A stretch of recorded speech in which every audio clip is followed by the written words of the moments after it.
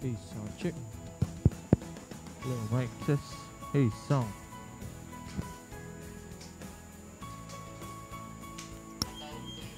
Hey, sound check. Hey, hello. Hey, sound check. Hey,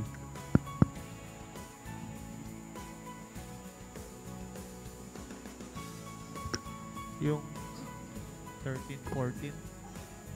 13, 14, red.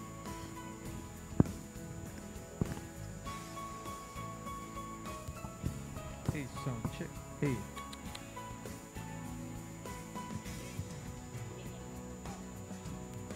hello, mic test. Sound check. Hey,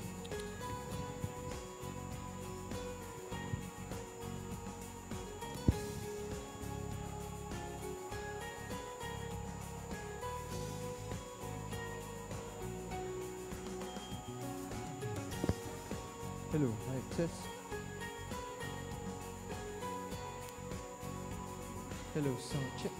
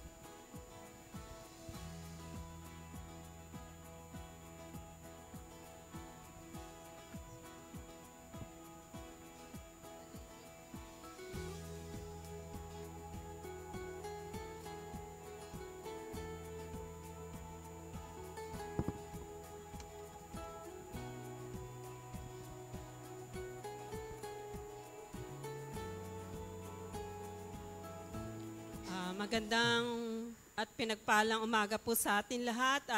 Magsitayo po tayo at tayo po ay manalangin. Hallelujah. Purihin ka, Panginoon. Hallelujah. Thank you, Jesus. Hallelujah. Thank you, Lord. Hallelujah. Salamat, Panginoon. Nagpupuri po kami at nagpapasalamat sa araw na ito. At muli ay tinipon mo kami sa lugar na ito upang magpuri, sambahin ka, dakilain ang iyong pangalan. Salamat, Panginoon, sa kabutihan mo sa amin. Tunay nga po, Panginoon, na hindi ka nagkukulang, hindi mo kami pinababayaan. Salamat, Panginoon, patuloy ka namin pupurihin, sasambahin, sapagkat ikaw ay Diyos, ikaw ay dakila, ikaw ay mapagmahal, ikaw ang makapangyarihan sa lahat, Panginoon. Tunay nga po na wala kami magagawa para sa sarili namin kung hindi kami naka-align sa inyo, Panginoon. Salamat, O Diyos. Napakabuti mo sa amin, O God. Kahit na nagkukulang kami, Panginoon, na hindi mo kami iniiwanan, hindi mo kami pinababayaan, patuloy mo kaming minamahal, patuloy mo kaming kinakalinga. Salamat, Panginoon. Salamat sa pag-ibig mo sa amin, O Diyos. Lord, dinadalangin po namin ang gawain namin sa araw na ito hanggang sa paghapon, Panginoon. Nagabayan mo po ang bawat isa. Huwag mo pong hahayaan na makakilos ang kaaway, Panginoon. Hallelujah, Lord. Thank you, Jesus. Hallelujah. Nananalangin kami, Panginoon, at lumalapit kami sa iyong presensya.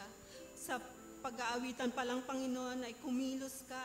Ang presensya mo, Panginoon, ay maramdaman ng bawat isa, O God. At ang magbibigay po ng mensahe, O Diyos, ang anointing, Panginoon, ay ibuhos mo upang ang mga salitang maririnig namin ay maging kalakasan ng aming spiritual na pamumuhay, O God. Salamat, O Diyos. Patuloy ka namin pupurihin, itataas, sapagkat ikaw ay mabuti, sapagkat ikaw ay Diyos, Panginoon. Salamat, O Diyos.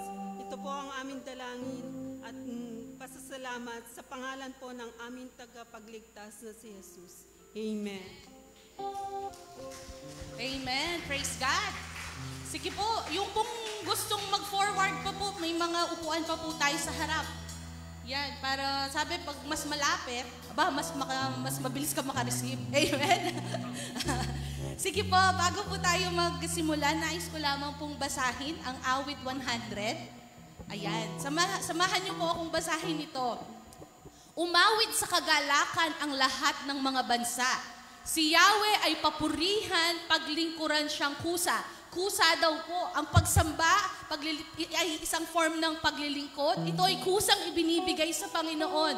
Lumapit sa presensya niya at umawit ng may tuwa. Sino pong nagagalak? Sige, ngitian mo naman yung katabi mo. Yan. Sabi sa Bible, lumapit sa presensya at umawit na may tuwa. O si Yahweh ay ating Diyos, ito ay dapat na malaman. Tayo'y kanyang lahat, tayo'y lahat na nilalang, lahat tayo'y bayan niya, kabilang sa kanyang kawan. Next po. Pumasok sa kanyang templo na ang puso'y nagdiriwang, umaawit, nagpupuri sa loob ng dakong banal. Sino yung mga nagdiriwang dito dahil patuloy na mabuti ang Panginoon sa kanyang buhay? Amen. Purihin ang ngalan niya at siya'y pasalamatan. Napakabuti ni Yahweh, pag-ibig niya'y walang hanggan. Pag-ibig niya ay tunay, laging tapat, kailanman. Amen. Palakpakan nga po natin ang Panginoon. Tunay, napakabuti at napakatapat ng Panginoon kailanpaman. Let's open our hearts. Give our best worship, a form of praise, ang ating sigaw ng may kagalakan sa Panginoon dahil karapat dapat siyang itaas at papurihan. Amen? Amen. Tayo lahat po ay sumamba sa Panginoon sa pamamagitan ng awit na pagsamba sa Kanya. Hallelujah! Sama-sama! Sama-sama magpupuri sa iyo, Panginoon. Sama-sama nagpupuri sa iyo. Sama-sama umaawit sa iyo. Dakilang Diyos, tunay na kay buti mo. Pag-ibig mo ay hindi nagbabago. Itataas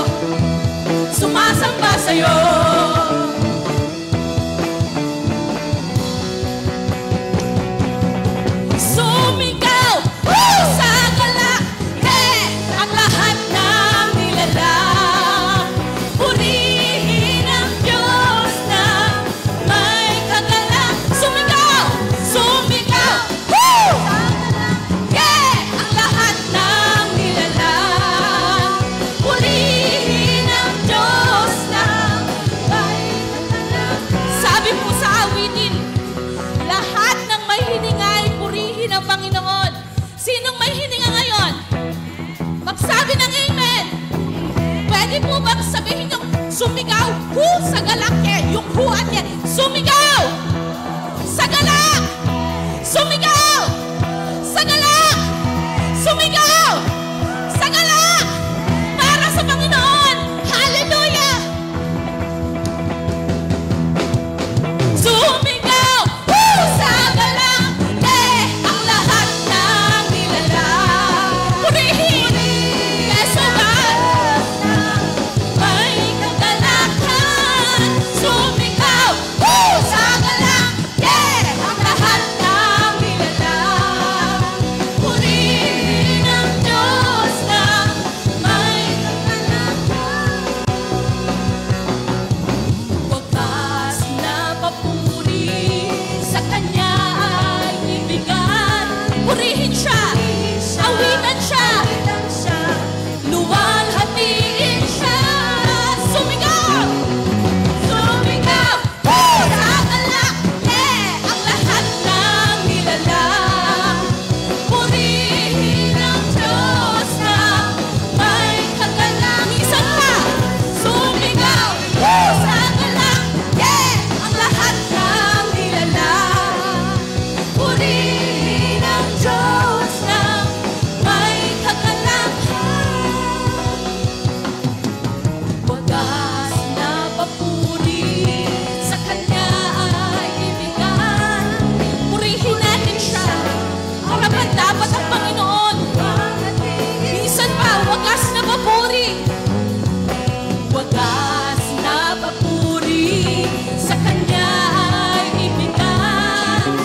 Purihin siya, awitan siya, luwalhatiin siya. Come on, church! Sumigaw sa Panginoon! Sumigaw! Sa galak! Ang lahat ng nilalang. Purihin ang Diyos na may kagalakan. Sumigaw! Sa galak! Ang lahat ng nilalang. Purihin ang Diyos na may kagalakan. Sumigaw! Sa galak! Sumigaw! Sa galak! Sumigaw! Sa galak! Sumigaw!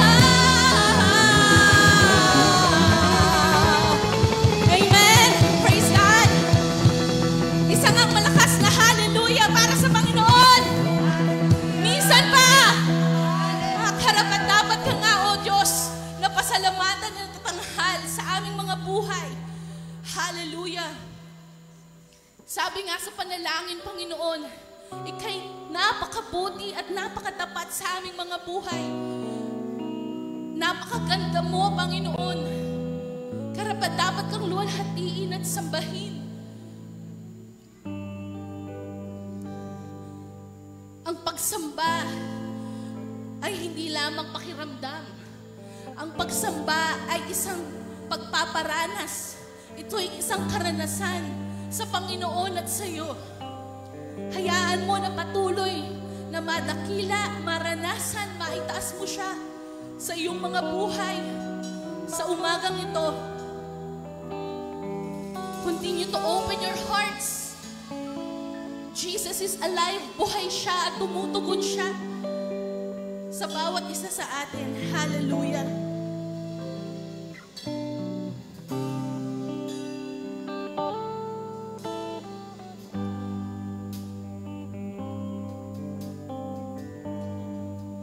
Sa iyong kagandahan,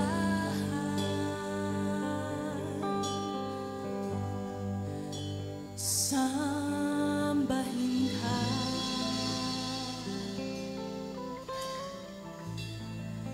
Sa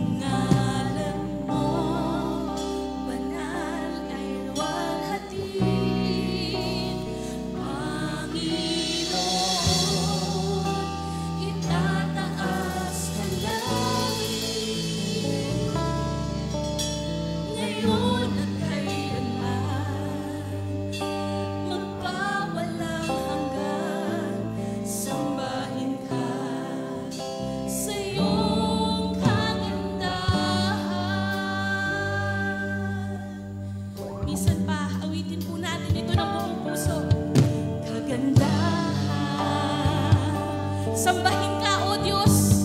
Our words are not enough. Hindi enough yung mga salitang ito, pero Lord, hayaan mo na masampakan namin sa pamamagitan ng mga ito. Sa iyong kabutihan, Panginoon, ay purihin ka. Purihin ka, O Diyos. Ang ngalan mong banal ay luwalhatiin. Panginoon, itataas ka namin. Ngayon at kailanman, magpawalang hanggan, sambahin ka sa iyong kagandahan. Ang ngalan mo banal ay luwalhatiin. Panginoon, itataas ka namin. Ngayon at kailanman, magpawalang hanggan, sambahin ka sa iyong kagandahan. Ang ngalan mo, Panginoon, ay itataas at luwalhatiin, Panginoon. Come on, itaas mo, Panginoon. Sambahin, luwalhatiin. Oh, you deserve it, Panginoon. Ngayon at kailanman, magpawalang hanggan, sambahin ka sa iyong kagandahan. Ang ngalan mo banal ay luwalhatiin. Panginoon, itataas ka namin. Ngayon at kailanman, magpawalang hanggan, sambahin ka sa iyong kagandahan. Sambahin ka sa iyong kagandahan. Sambahin ka sa iyong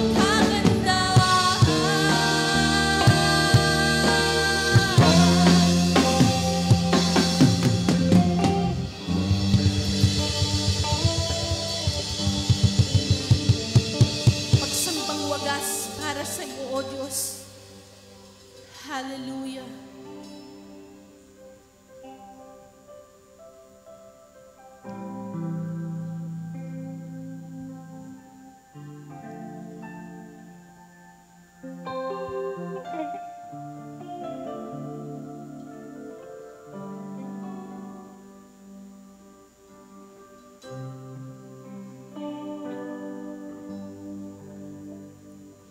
Ikaw lang ang pag-asa ko, tanging ikaw ang buhay ko, Jesus. Kahit ako'y nangangamba, basta't ikaw ang kasama, panatag na. Kaya't ika'y sasambahin, paligid man ay madilim, Jesus. Kahit may suliranin man, lagi kang aawitan. Ikaw lamang, minsan pa ikaw lang ang pag-asa ko. Ikaw lang ang walang tanging pag-asa sa mundong ito. Iwanan ka man ng lahat, mag-fail man ang lahat sa paligid mo, hindi ka iwanan ng Diyos.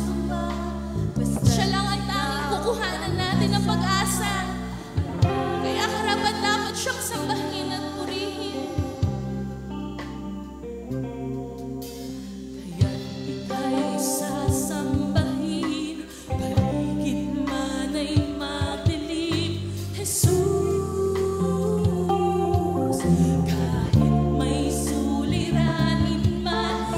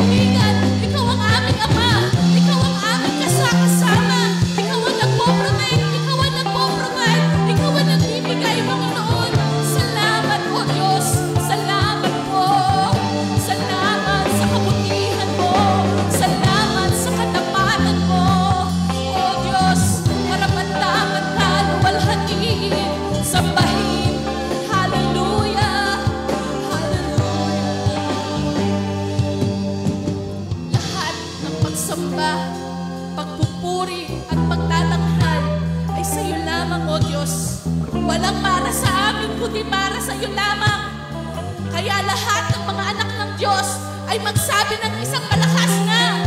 Amen. Amen. Come on, palakpakan mo ang Panginoon ng buong puso, ng buong lakas, dahil siya'y karapat-dapat. Salamat po, Diyos. Salamat po, Diyos. Sambahin ka. Glory to you, O God.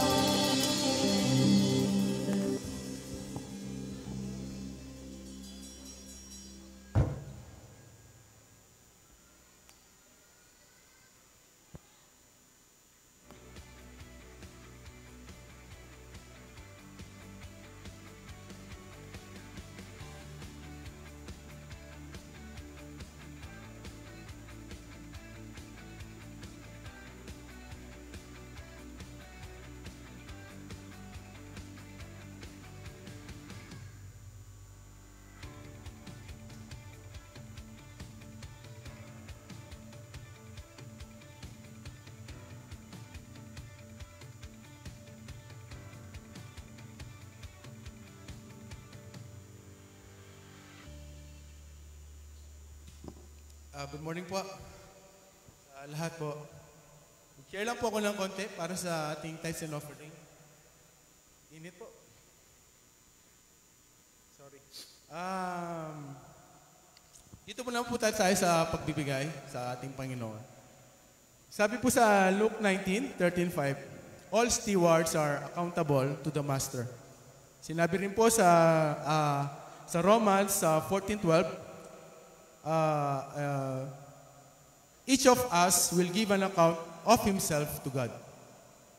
Dito po sa mga parables po nito ng Panginoon sa Bible na to, number one po, tinukoy niya kung paanong tinuruan ng Panginoon o pinakita ng Panginoon ang pagbibigay sa mga tao. Number one po is yung pag-take care ng pag-entrust ng Panginoon sa atin, for example, yung mga anak natin, no? Binigay po yan ng Panginoon, tapos tatanungin ka niya, paano mo inaalagaan yung mga anak? Paano mo inaalagaan yung mga binigay ko sa iyo? Paano mo inaalagaan ang sarili mo? Paano mo inaalagaan ang binigay ng Panginoon ng mga bahay, mga ari-arian sa iyo? And then the last thing, paano mo inaalagaan ang sahod mo? Ang mga income mo na binigay sa iyo ng Panginoon? So, ang challenge ng Panginoon dito is, kung binigyan ka niya ng imamanage na income, wag mong nakawan ng Panginoon. Sinabi rin yan sa Malakay 3, verse 8-9. So, wag mong pagnakawan ng Panginoon kasi ibinigay niya yan sa'yo. So, lahat dapat balik mo ng siksik at liglig at umapaw sa Panginoon. Dahil maging siya, binibigay niya ng siksik, liglig at umapaw pagpapala niya sa atin. Amen. Let's pray for our tithes and offering. Father God, salamat po sa pag-entrust ng mga bagay, Panginoon, na binigay mo sa amin temporarily sa aming mga buhay. Salamat po sa aming mga anak, sa gift of life, sa araw na ito na binigay mo sa amin upang sambahin ka at pasalamatan. Napakalaking bagay po sa amin upang kami ay narito sa araw-araw, Panginoon, na binibigay mo sa aming grasya. Salamat po. Nais po namin banilik ito ng siksik-liglig at umapaw para sa iyo with our sincere heart. Bless niyo po ang aming mga pastors, mga leaders, mga members at mga tithers here in the Church of God. In Jesus' name we pray. Amen.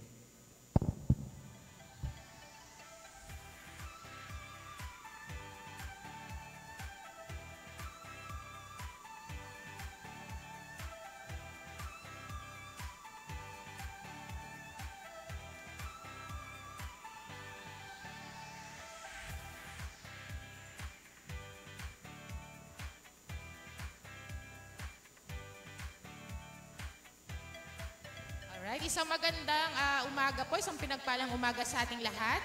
So, maikli lang po yung ating announcement ngayon. Mamaya na po yung ating water baptism. So, after po ng service, pwede na po tayong dumiretso sa kanya-kanya nating mga sasakyan or service po ng church, and then diretso na rin po doon. Kung may mga baon po tayo, dalhin natin at doon na po sabay-sabay magla-lunch. At sa oras na ito, nais ko rin pong pasalamatan, syempre po, at pagpalain yung araw na to dahil i-bless ang bawat isa. Ayan. Dahil sa oras na ito, makakarinig tayo ng isang special number from our birthday boy. Kahapon po pala birthday niya. So, ating pong palakpakan sa buhay ni Sam Ramirez, ang ating Panginoong Diyos. Ayan. Welcome, Sam.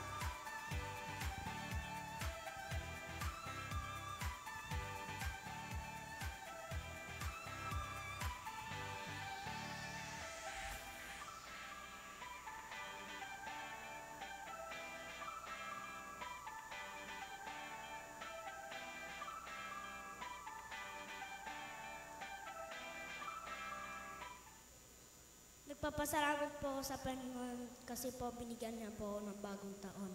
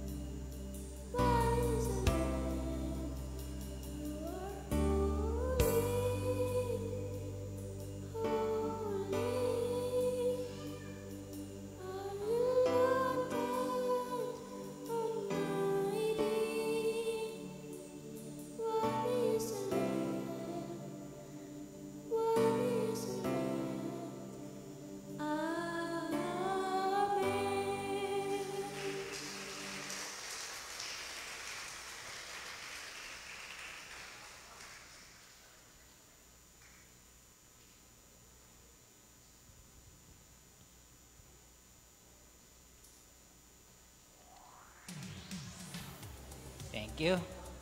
Salamat.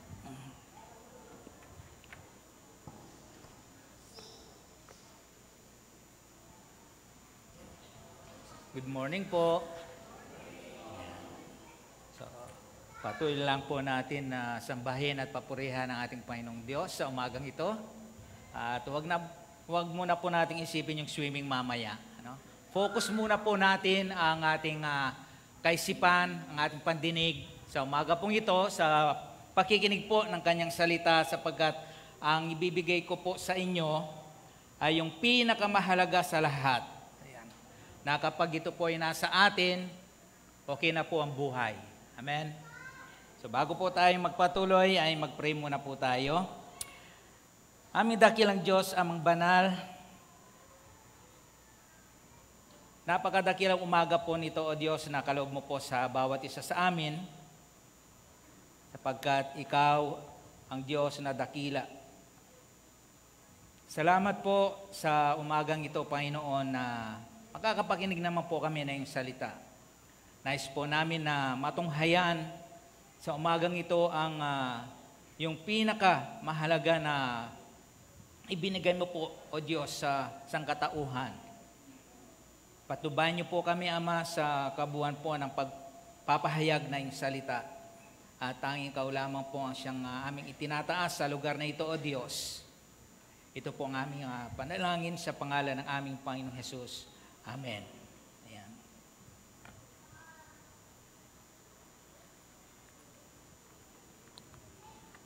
Nabanggit ko po kanina na kapag ito po ay nasa atin na ho, ang pinakamahalagang bagay pong ito, buo na po ang ating buhay. Dati po, tayo nabuhay na walang Diyos, walang pag-asa, ang sabi ho ni Pablo sa mga taga-Efeso. Subalit nung ito po ay dumating sa ating buhay, nagkaroon po tayo ng pag-asa.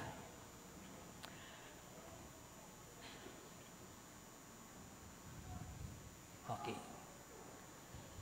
So nice pong makibuklat po kayo sa akin dito sa aklat ng, sa unang sulat po ni Apostol Pablo sa mga mananampalataya sa Korinto po. Sa chapter 15 po, ayan. Verse 1 hanggang verse 11 po. Sabi ho dito ni Apostol Pablo, at ngayon ipinaalala ko sa inyo, mga kapatid, ang mabuting balita na ipinangaral ko sa inyo. Yan ang ebanghelyo na inyong tinanggap at naging saligan ng inyong pananampalataya. Verse 2, sa pamamagitan nito'y naliligtas kayo kung matatag kayong nananangan sa salitang ipinangaral ko sa inyo.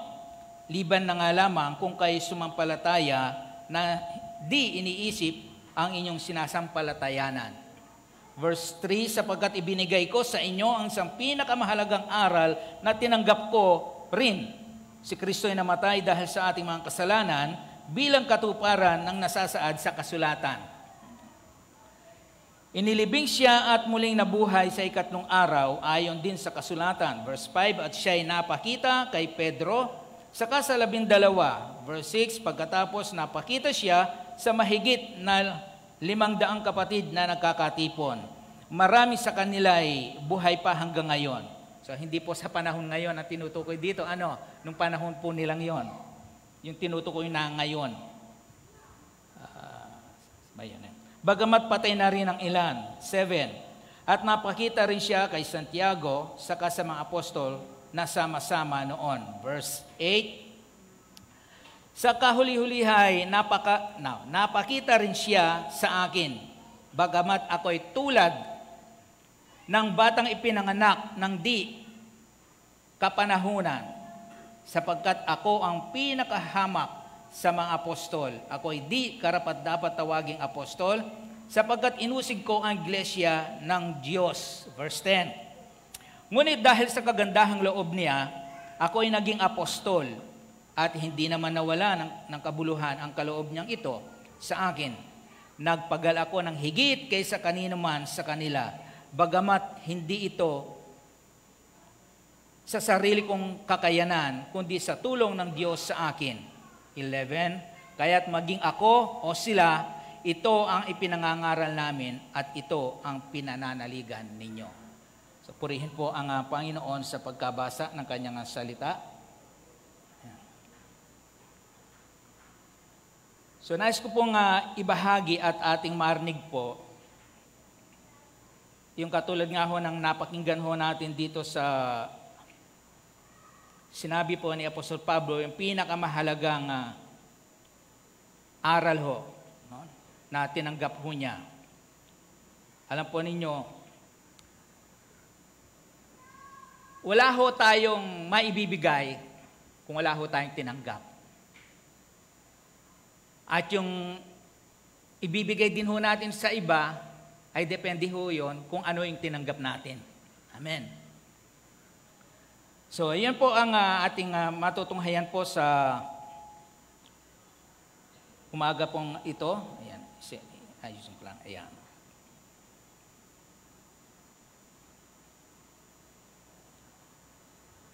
Okay. Ayan. So, ang tunay na ebanghelyo na dapat tanggapin at paniwalaan. Pag sinabi pong ebanghelyo, gospel. Mabuting balita, magandang balita, o good news ho.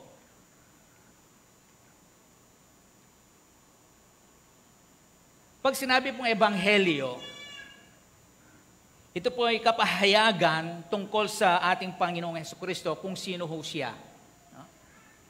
Kung ano ang kanyang ginawa nung siya nandito sa lupa, no? Yung kanyang katuruan, kanyang buhay, kanyang kamatayan, ang kanyang pagkalibing, at muling pagkabuhay. Ibig sabihin, doon po bumubuo o umiikot ang ebanghelyo sa ating Panginoong Hesukristo.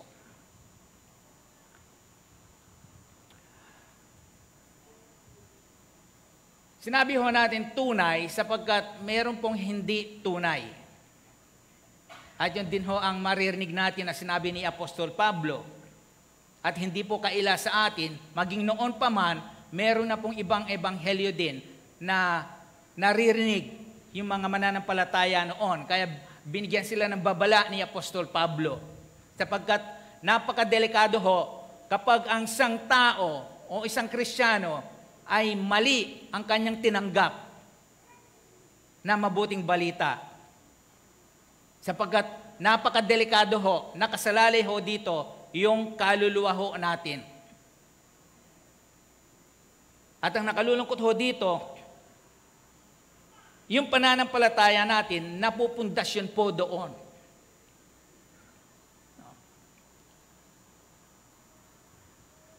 So, ebanghelyo, maliwanag ho, ito'y tungkol sa ating Panginoong Hesukristo. Kapag hindi po doon nakasalig ang napapakinggan ho nating ebanghelyo, kawawa ho. No? Kahit gaano pa ho ito kaganda, sabi ho ng Banal na Kasulatan.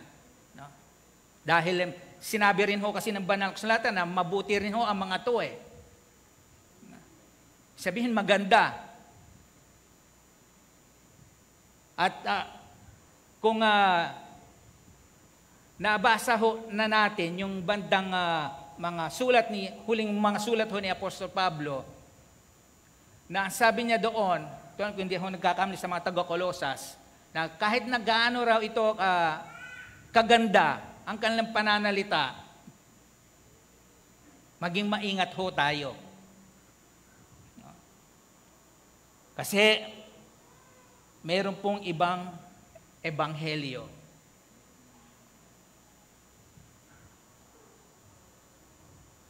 Ibang ebanghelyo tungkol kay Jesus.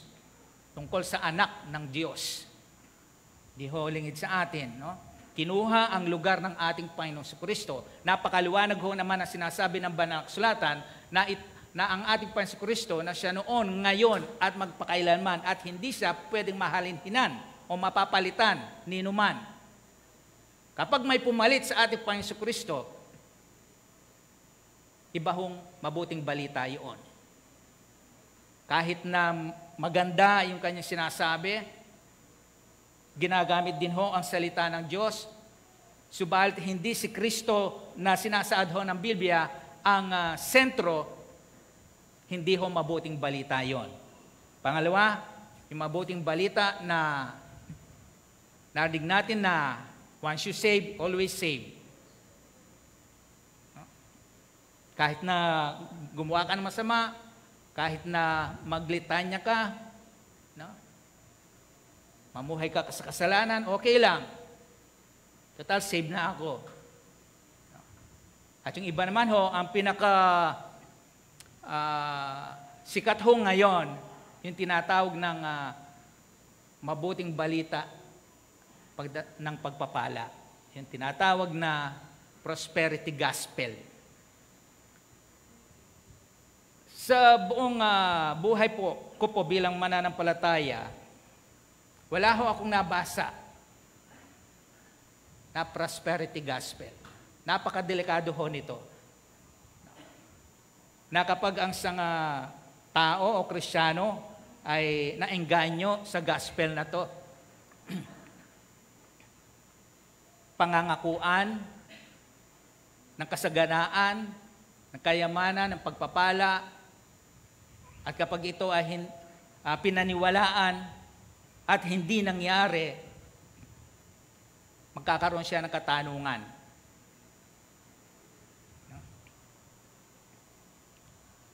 So tayo po ay nasa mga huling panahon na mapanganib. Kapag sinabi pong huling panahon na mapanganib, ito po ay hindi tungkol sa nakikita ho nating mga nangyayaring pangit o masama sa ating paligid. Ang kasamaan, hindi ho yun. Ang tinutukoy ho ng banal na kasulatan na mapanganib ay yung maraming magsisilitawang mga mangangaral, bulaang mangangaral, at syempre, ang dadalhin nilang aral ay bulaan din. Mga maling aral na hindi nasasalig kay Kristo. Na bagamat ginagamit din nila ang Biblia, pero hindi si Kristo ang kanilang sentro ng kanilang pangangaral. Kaya marami ho, may mga denominasyon o grupo ng mga pananampalataya na Biblia din ang ginagamit, pero hindi si Kristo ang sentro ng kanilang aral, ng kanilang pangangaral. At nagbigay din ng babala, naalala ko lang ho ito, singit ko lang, si Apostol Pablo, na sabi, napakadelikado ho kasi kapag naengganyo na, at ba tawag dito, yung nasanay na, yung mga nakikinig sa mga ganitong aral na puro magaganda. Kasi ito pong mga ganitong mga ngaral ho kasi, kukunin ang loob po ng mga tao. Yung iba nga, kahit na hindi dapat, laging sinasama sa mensahe na isang tao ganito, pinupuri para makuha ang loob. At pag nakuha ang loob, lalo na, yun nga, kalulungkot na sabi ko nga, nung talagang alam po ninyo, yung tumayot mangaral ho dito, hindi ganun kadali no? Minsan, kahit gusto mong balansehin, hindi ho natin mababalanse kasi kailangan ipahayag ho natin yung katotohanan, yung tama. Kasi kung hindi po natin ipapahayag ito, hindi ho ito malalaman, at kapag ito hindi nalaman, hindi ho sila maitatama at maitutuwid doon sa kanilang mali.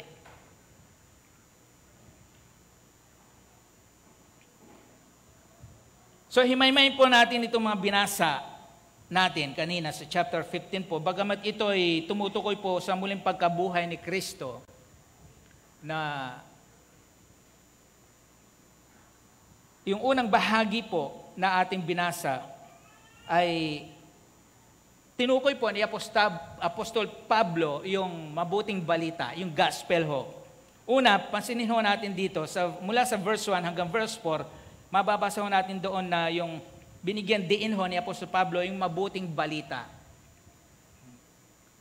Ang sabi niya, at ngayon ipinaalala ko sa inyo mga kapatid.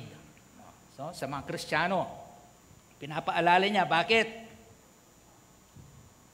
Kasi dito sa Korinto, ikinababahala po ni Apostol Pablo yung umiiral na pagkakabahabahagi o yung kanya-kanya, pagkakatangi-tangi at yung immoralidad na umiiral po sa iglesia sa Korinto. No? Na ang sabi, kay Apolos ako, kay Pablo ako, kay Kristo ako, ang sabi, kay Pedro ako. Sino ba si Kristo ba'y nahahati? Si Pablo ba ang napako? Ang sabi. At yung nakarating sa kanya na immoralidad na ginagawa ng ilan sa mga taga-Korinto, ay yaong ang sabi doon sa chapter 5, chapter 5 po yun, na kinakasama yung asawa ng ama, ng kanyang ama. Kung unawahin mo doon, hindi yung talagang, ano po niya, yung, hindi yung ina niya talaga sa lamang, kundi pa ang madrasta, ika nga. No. Yun ho, umiira. Kaya nakalimutan nila yung mabuting balita. Kaya yun po ang posibilidad na kapag ang isang mananampalataya ay unti-unting lumalayo at nakakalimot sa mabuting balita na kanyang napakinggan, may posibilidad. Ganon din ang mangyayari. Malapit siya sa kasalanan. Kaya ipinaalala ni Apostol Pablo muli sa kanila na ipinapaalala ko sa inyo, ang sabi, yung mabuting balita. No? Doon sa mga taga-Galacia, mayroon din pinagtakhan din ni Apostol Pablo. Nagtataka siya, sabi, kung bakit, doon sa verse 6, sabi doon, nagtataka ako kung bakit kay dali ninyong tinalikdan ng Diyos. Yan po ang mangyayari. Kapag ang isang Kristiyano ay nalalayo, nasa talagang mabuting balita, manlalamig, tatalikod sa Diyos at mamumuhay muli sa dating buhay.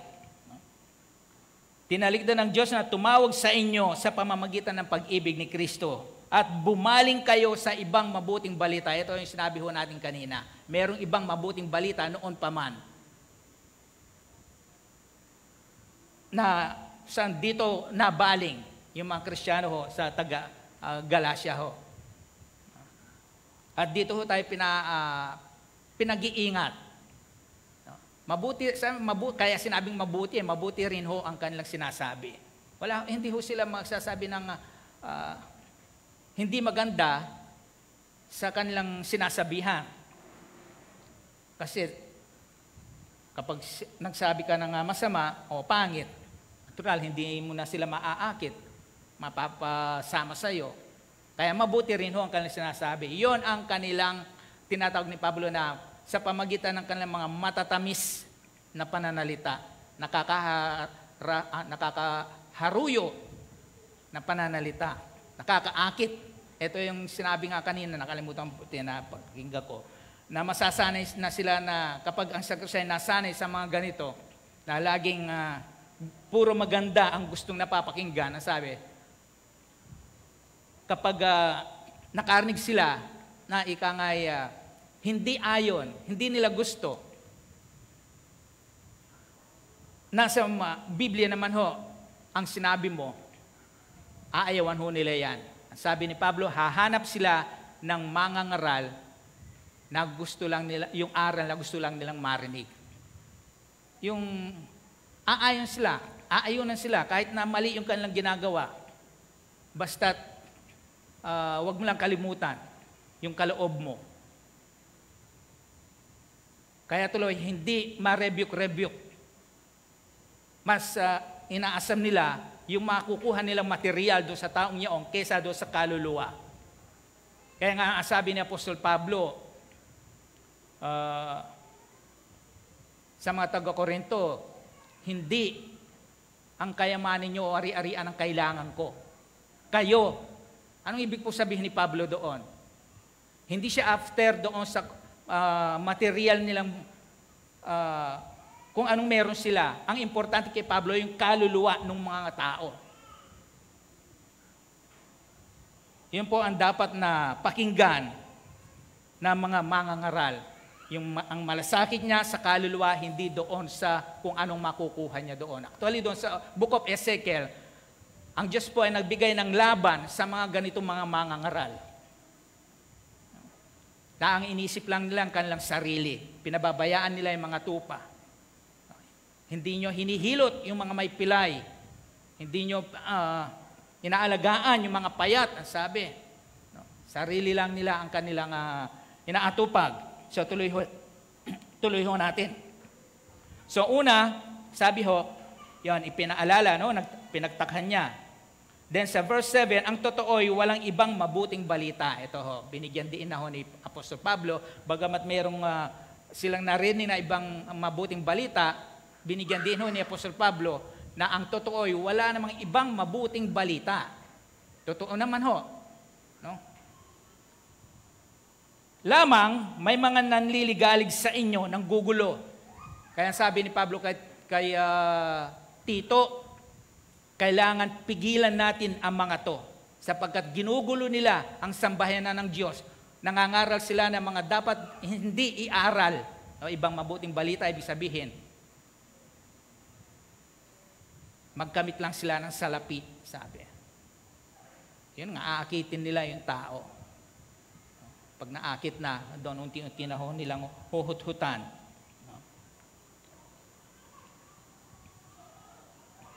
So una, yun ho, ipinaalala ho. Kaya ho, tayo po kapag pinapaalahanan po tayo, pakinggan ho natin. Sabi nga, pag pinapaalahanan, ibig sabihin nakakalimut ho tayo. Sabi nga, ang gamot sa makakalimutin, paalala. So, pinapaalahanan po nila ni Pablo, no? Yung mabuting balitang narinig ho nila. Kasi nga ho, ganun nga ho nangyayari nakita ni Pablo. No? Hindi maganda ang nakikita niya sa mga mananampalataya sa Korinto. Then, pangalawa, sabi niya, so ito yung ipinaalala niya, yung mabuting balita na ipinangaral ko sa inyo. So, dito na ho.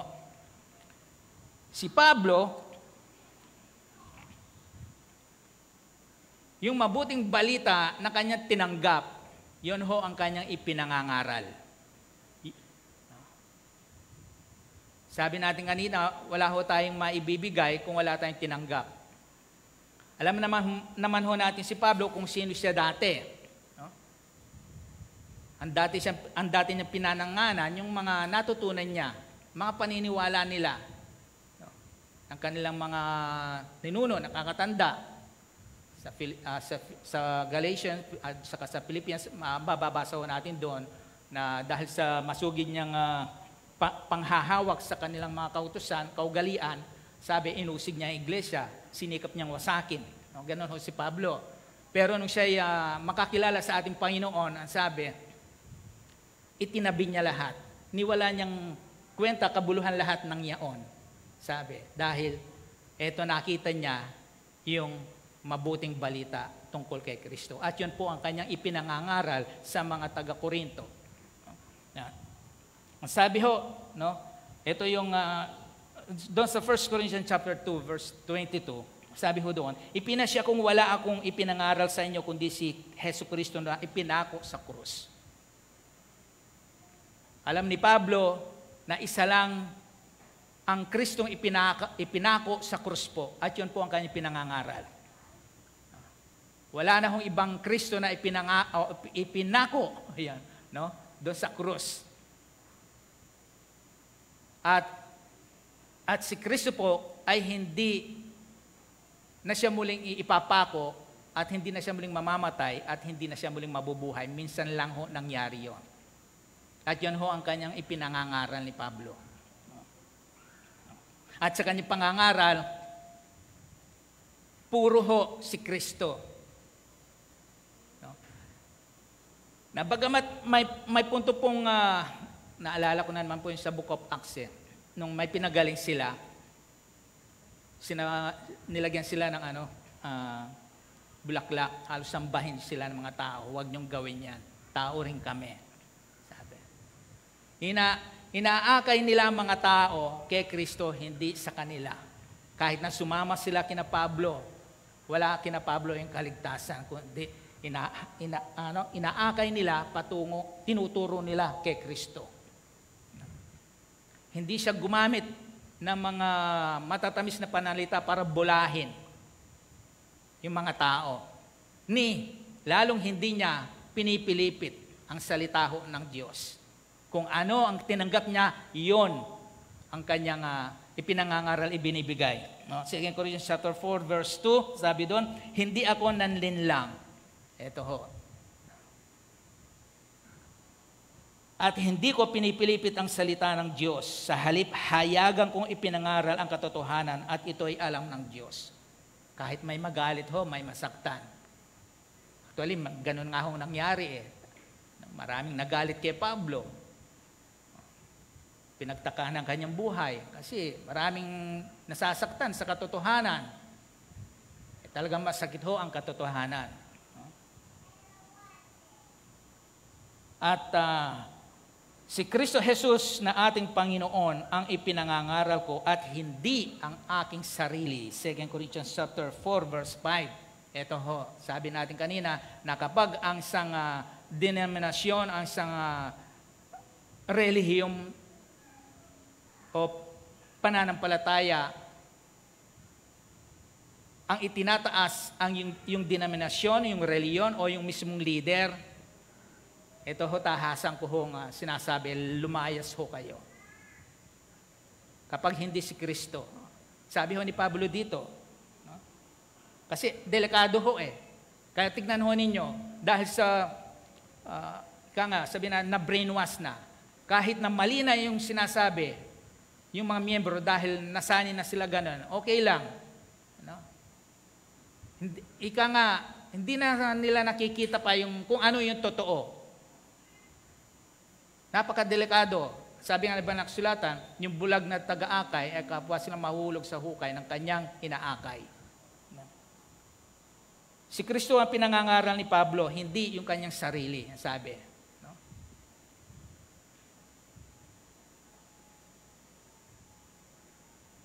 Tignan ho natin dito. Kasi maraming naniniwala kay Pablo noon eh, bagamat meron din mga hindi naniniwala.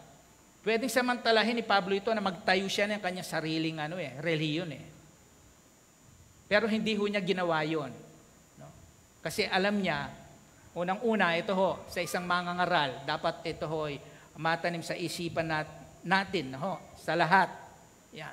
Para maiwasan po natin yung umangat yung ating mga talampakat sa lupa. Tandaan ho natin, tayo pong lahat ay kinahabagan lang ng ating Panginoon. Kapag sinabing kinahabagan, di po tayo karapat-dapat. Dapat nakikita natin kung saan tayo nanggaling, kung saan tayo pinulot ng ating Panginoon, kung anong dati nating buhay na basura meron tayo, at ngayon dinala tayo dito ngayon sa kanyang liwanag. Kaya wala ho tayong dapat ipagmalaki na kapag kung sabihin natin na lumalago, gumaganda ang pinagkatiwala ng Diyos, ang nagawain ng Diyos sa atin, ang Diyos ho, ang Panginoon ang siyang dapat nating naitataas, napupurihan. Hindi ho, sabi ni Pablo, hindi yung sarili. Hindi ang sino paman. Madali lang ho sa Panginoon na ilagpak ka. Yan ho yung napatunayan sa Biblia. Madali lang ho.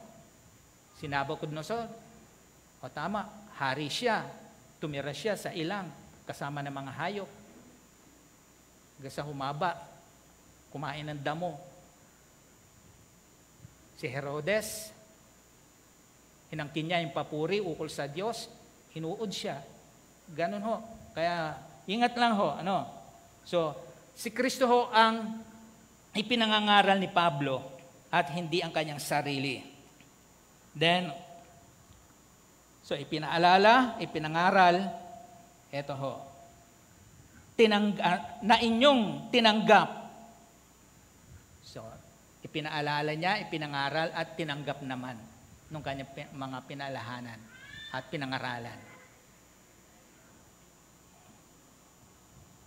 At ito rin ho ang tinanggap ng mga taga-Galacia. Kita nyo, no? Pinapaalahanan sila ni Pablo. tinanggap na nila, pero may times na nakakalimutan ho nila. Saan dumarating din ho sa buhay ho natin ngayon. Yun, no? Isang dahilan, marami tayong mga kaabalahan sa buhay. Minsan, mas marami tayong binibigyan panahon sa ibang bagay. Ito nga, minsan ano lang naman ho yun Ito, dito tayo sa gitna. Ito ang sa Panginoon, ito yung sa mundo. Kapag tayo mas marami binibigyan ng panahon dito, nakakalimutan na natin dito sa Panginoon. At kapag dumating yung mga pagsubok sa buhay, hinang-hinaho tayo. Kasi hindi na natin napapakain yung ating buhay spiritual. Nagkukulang na tayo ng pakikinig na mabuting balita ng ating Panginoon. Kaya kapag katiting na alon, bagyo, o unslang ang dumating sa ating buhay, hindi natin alam kung paano natin ito harapin.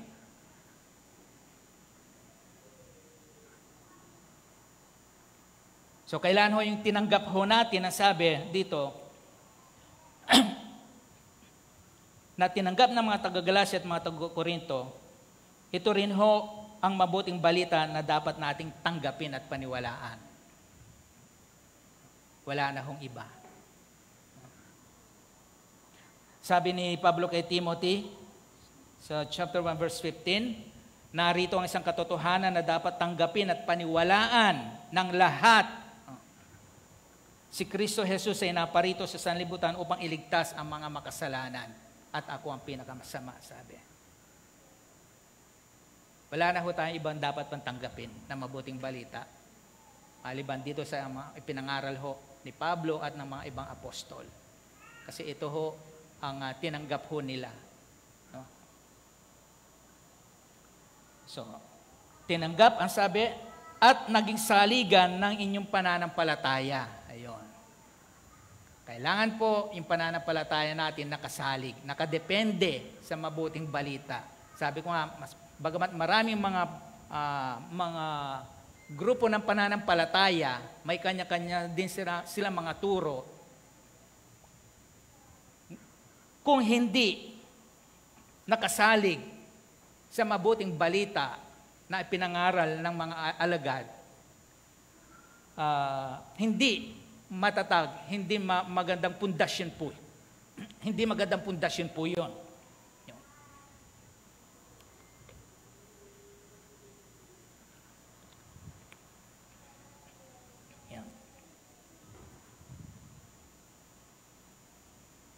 Kanina narinig natin doon sa Galatian,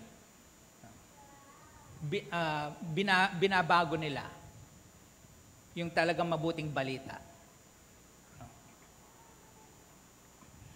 At dito, sinabi ni Apostol Pablo na ito yung maging dapat saligan natin. Ano ibig sabihin ng saligan? Ibig sabihin, isalig. Dito natin ipundasyon yung buhay po natin bilang mananampalataya. Sabi ko nga kanina, kasi nakasalalay dito yung kaluluwa natin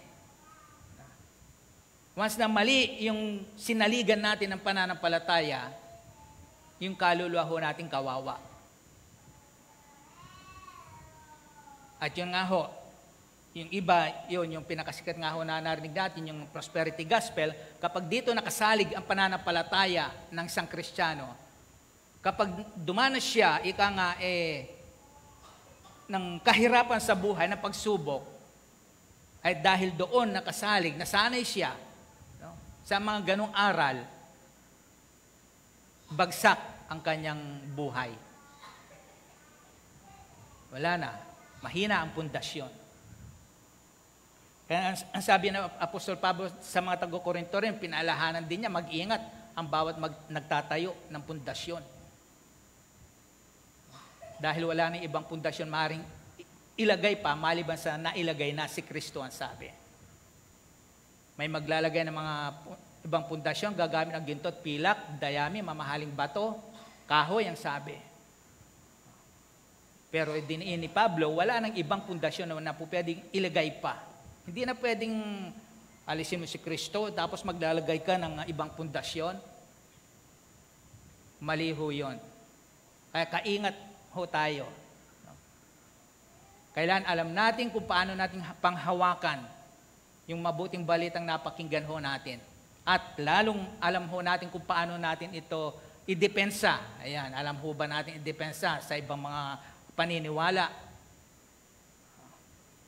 Baka humagaya tayo doon sa sinabi ni Pablo sa taga Galacia, no? Na nagtaka siya. Baka ho, isang araw magtaka ho kami dito. Yung iba, no? Natalikod na sila sa tunay na mabuting balita. At ang pinaniwalaan na nila, yung ibang mabuting balita. Ano ho?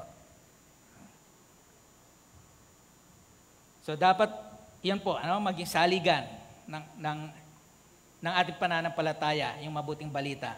Colossians chapter 2 verse 8, ang sabi, mag-ingat kayo upang hindi mabihag ninuman sa pamamagitan ng walang kabuluhan at magdarayang aral na hindi nasasalig kay Kristo. Kita nyo, no? Si Pablo.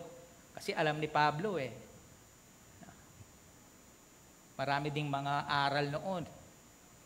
Kaya pinag-iingat niya, mag-ingat kayo na kapag hindi nasasalig kay Kristo, ang sabi, kundi sa sabi-sabi ng mga matatanda at mga tuntunin ng sanlibutan, imbento lang, haka-haka, kuro-kuro. No? Huwag ho natin paniwalaan. Sabi, no? Ingat ho tayo, pinag-iingat ho tayo. Then next, sa verse 2 ho ng chapter 15, sabi ho dito, so, nasusubaybayan ho natin, no? Yung mabuting balitang ipinaalala ni Pablo, na ipinangaral niya, at tinanggap naman at naging saligan ng pananampalataya. Ito ho. Sabi sa verse 2, sa pamamagitan nito'y naliligtas kayo. Ito na yung kaligtasan. Kita nyo yung connection, ano? Na kapag mali ang mabuting balitang napakinggan natin, imbes na kaligtasan, kapahamakan. So, kung mabuting balita na nakasentro kay Kristo, nakasalig, kaligtasan ho ang ibubunga nito. Sabi dito, sa pamamagitan nito'y naliligtas kayo. Kaya may pasubali po si Pablo, kung, ayan. Ang sabi doon, una, kung matatag ninyong pinanananganan. Pinanghahawakan, ibig sabihin.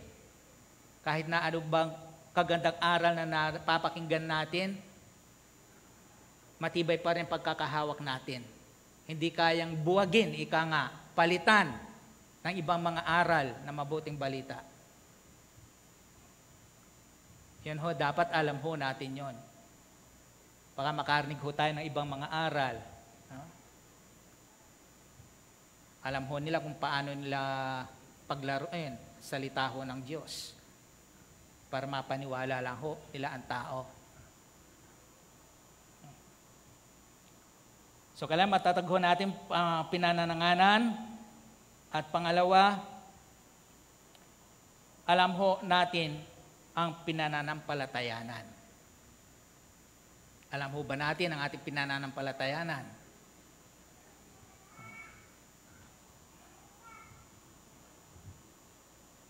2 Timothy chapter 3 verse 15, ang sabi ni Pablo kay Timothy, mula pa sa pagkabata, alam mo na ang banal na kasulatan ay nagtuturo ng daan ng kaligtasan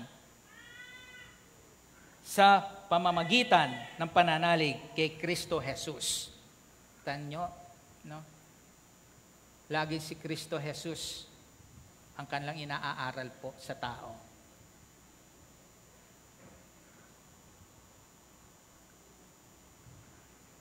Doon po sa Acts chapter 16, maalala po ninyo, nakabilanggo sina Pablo po doon. Yung nag-pray sila ng puri, nayanig po yung mga pundasyon ng bilangguan. Madilim ho noon ang sabi, akala nung bantay bilangguan, nakatakas sina Pablo. So ako mapapatay ng kanyang sarili, pinigil siya ni na Pablo. Then, Sabi, huwag mong saktan ang sarili. Nagtanong yung gwardiya, ano ang dapat kong gawin upang ako'y maligtas? Sagot na Pablo, sumampalataya ka sa Panginoong Jesus. Tanyo, maliligtas ka, ikaw at ang iyong buong sambayanan. Kita kung gaano kaingat si Pablo. Tama ang kanyang sinabi, hindi niya tinataas yung kanyang sarili. Hindi niya sumampalataya o sumama kayo sa amin at maliligtas ka. Hindi. Tinuro niya, tama sabi ni Pablo kay Timothy, nagtuturo ng daan ng kaligtasan sa pamagitan ng pananalig kay Kristo. At yun ang nangyari doon sa bantay. No? Itinuro ni Pablo na manalig yung bantay kay Hesus Kristo upang maligtas siya at ang kanyang buong sambayanan. Yeah. Sa verse 3 and 4, chapter 15 ng Corinthians. So sabi ho dito, sapagkat ibinigay ko sa inyo ang pinakamahalagang aral na tinanggap ko rin. Ito na ho. No? Ano yung pinakamahalagang aral na tinanggap ni Pablo na ibinigay niya? Merong tinanggap si Pablo na pinakamahalagang aral na ibinigay niya ngayon sa mga taga-Korinto. Una, sabi, si Kristo. Si Kristo, sino si Kristo? Sa verse 3, sabi, si Kristo ay namatay. Una, si Kristo ay namatay. Siya lang ho ang namatay doon sa krus para sa ating mga kasalanan. Sabi, namatay siya dahil sa ating kasalanan. Wala hong ibang Kristo na namatay dahil sa ating mga kasalanan. Isaiah 53, verse 5 hanggang 12, mababasa ho natin doon. So, namatay ho siya. Pangalawa, inilibing siya. So, isang Kristo lamang ho ang inilibing. Ang ibinaba doon sa krus at inilibing. Inilibing ho doon siya doon sa libingang hindi pa napaglilibingan ho ni Numan. Then, pangatlo, nung siya'y malibing, muling nabuhay. Kung tatlong iyon. Namatay, inilibing, muling nabuhay. Yun po ang tinanggap ni Pablo. At yun ay pinatotohanan po. No? Alam ho natin, kamakailan lang, naalala natin yung Easter Sunday, doon sa aklat ng Matthew 28, yung si Mary Magdalene at yung isa pang Maria, nung nagpunta sila doon sa Libyan, hindi nila nakita. Ba't nyo hinahanap ang buhay mula sa mga patay? Sabi. At ang nakalulungkot ho dito, kinasabwat ng mga matatanda ng bayan, itong mga gwardya upang palabasin na, ang sabi, ganitong sabihin ninyo o iulat ninyo. Ito ho, pinag-aaral ko mabuti ito Kinos examination ko ito Ang sabi kasi ng mga matanda, sa mga gwardya, sabihin ninyo, ganitong sabihin ninyo, habang kayo'y natutulog, kinuha ng mga alagad niya o ninakaw ng mga alagad niya ang kanyang bangkay.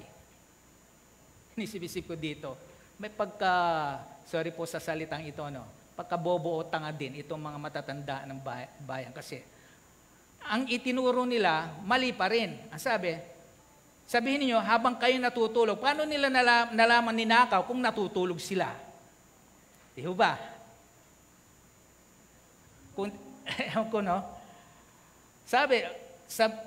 Sabihin niyo, habang kayo natutulog, ninakaw ng mga alagad niya yung bangkay.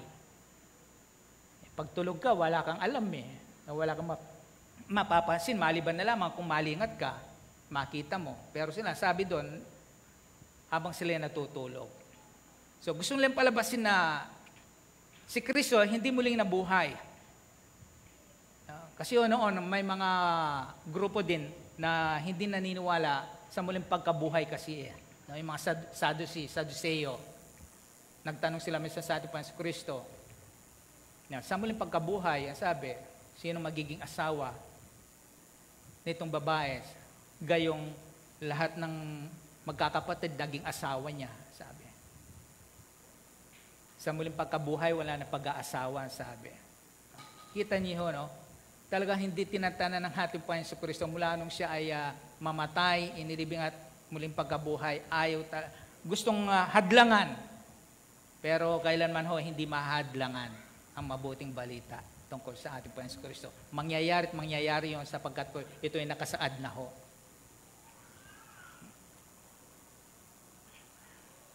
Sa verse 5 and 8, ayan ho. Okay, tapusin ho natin ito. At siya ay napakita kay Pedro saka sa 12. Ito ho, no, yung binasa natin kanina. No? Sa 12, sa mahigit na 500 kapatid kay Santiago, apostol, at kahulihan kay Pablo po. Na ang mga ito, sila ang naging saksi. Magpapatotoo na ang ating Panginoon Kristo po ay talagang muling nabuhay po. Na kaya wala na hong magagawa yung mga sumasalangsang na hinahadlangan. Dahil ito ho, napakadaming mga saksi. Nagpakita mismo, nakita mismo nila. Ang sabi, ang liwanag ko, napakita siya. Kaya nga naging saksi ho sila Kahit ito ho ang inaaral nila, ibinahagi. No? At si Pablo kahuli-ulihay, ito nga ho, no? Doon sa daan ng Damascus.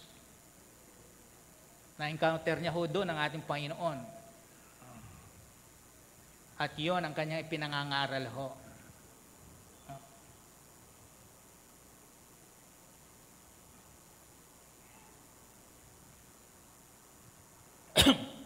At then, panghuli po, pangatlo, sa verse 11 ho, no, ang sabi ho dito, kaya't maging ako o sila, sabi ni Pablo, ako o sila, ang sabi, ito ang ipinangangaral namin at ito ang pinanalaligan ninyo. Si Pablo at ang mga alagad, iisa lamang ho ang ipinangaral nila na laman ng mabuting balita. Si Kristo ho. Wala ho silang ibang Kristong ipinangaral.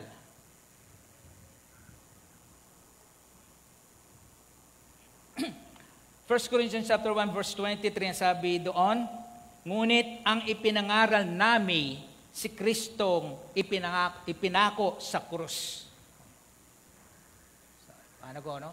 Ipinangaral namin ang sabi, si Kristong ipinako sa krus.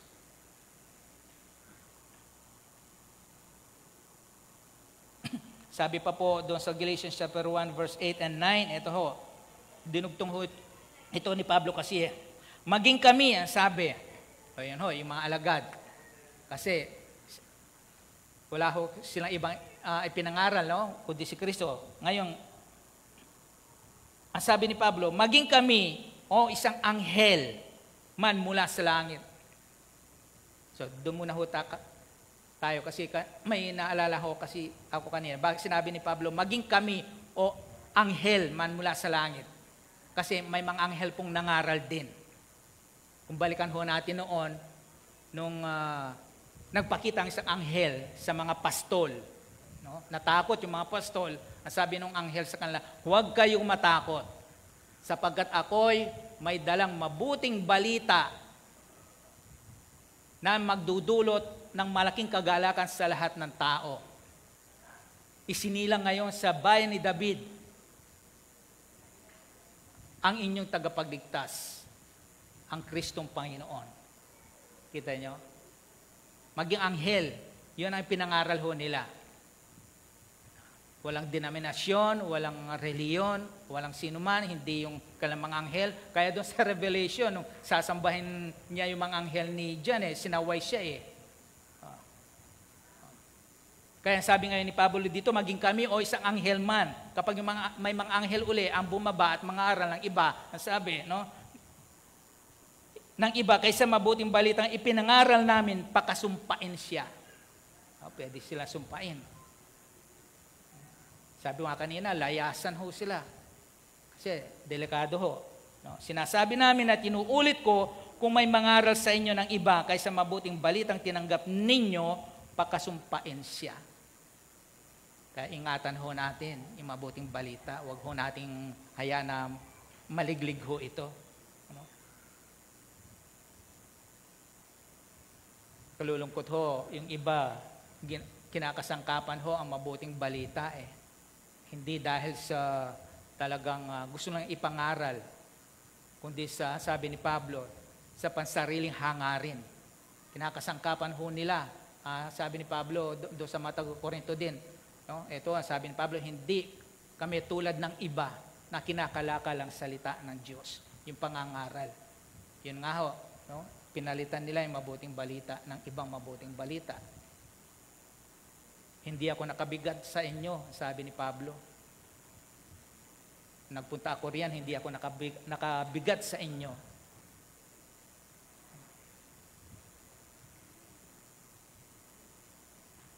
Hindi yung mga pag-aari nyo ang kailangan namin. Kayo mismo yung kailangan namin na sabi.